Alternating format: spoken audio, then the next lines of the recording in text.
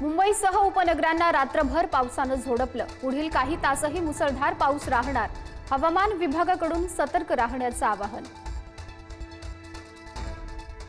विदर्भाला 2 दिवस red alert. विदर्भातील नद्या नाले तुडुंब। पुढील दोन दिवस पावसाचा जोर वाढणार। शेतकऱ्यांचं मोठं नुकसान। चंद्रपुरात तुफान पाऊस। अनेक नद्यांना पूर, रस्तेही गेले पाण्याखाली। खबरदारीसाठी आज चंद्रपुरातील शाळांना सुट्टी जाहीर। भंडाऱ्यातही जोरदार पाऊस सुरूच। गोसेखुर्द धरणाचे 21 दरवाजे उघडले। नदीकाठच्या गावांना सतर्कतेचा इशारा। पूरस्थिती निर्माण होण्याची शक्यता।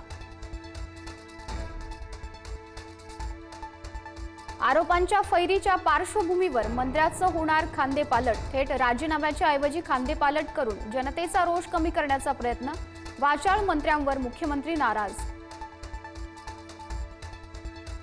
सिंधुदुर्गात ठाकरेंच्या शिवसेनेत उभी फूट पडल्याच्या चर्चा। विनायक राऊत विरुद्ध वैभव नाईक एकमेकांच्या विरोधात सक्रिय।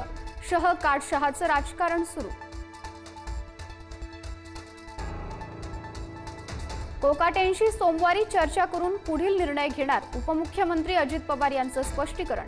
विधान भवनात रमी खेळतानाचा व्हिडिओ बाहेर आल्यानं कोकाटेंच्या राजीनाम्याची मागणी। पालिका निवडणुकीसाठी मनसे अध्यक्ष राज ठाकरेंनी बोलावली बैठक। आगामी निवडणुकीआधी राज ठाकरेंकडून परिस्थितीची चाचपणी। मनसेच्या भूमिकेकडे लक्ष। भाजपाकडूनही पालिकेच्या तयारीला वेग। प्रदेशाध्यक्ष रवींद्र चव्हाण यांनीही बोलावली आमदारांची बैठक। पालिका निवडणुकीत भाजपा स्वबळावर लढण्याच्या तयारीत। रवींद्र चव्हाण यांनी घेतली केंद्रीय गृहमंत्री अमित शहांची भेट। प्रदेशाध्यक्षपदी निवड झाल्यानंतर पहिलीच भेट। शहांनी दिल्या पुढील वाटचालीसाठी शुभेच्छा। दिल्ली दौऱ्यावर असलेले मुख्यमंत्री आज निर्मला सीतारमण, शिवराज सिंह चौहान, जेपी नड्डा यांची भेट घेणार। फडणवीसांच्या दौऱ्यात अनेक मोठ्या घडामोडी।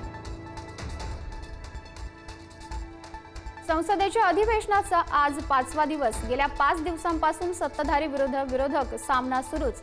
ऑपरेशन सिंदूर, उपराष्ट्रपतींचा राजीनामा, मोदींचा परदेश दौरा चर्चेत। पदवीधर मतदारसंघाचे आमदार सत्यजित तांबे यांनी घेतली मुख्यमंत्री फडणवीसांची भेट। काँग्रेसची जवळीक असलेल्या नेत्यानं फडणवीसांची भेट घेतल्यानं चर्चा। सांगलीतील आत्महत्या केलेल्या कंत्राटदाराचा थेट सरकारशी संबंध नव्हता। अजित पवारांचं स्पष्टीकरण।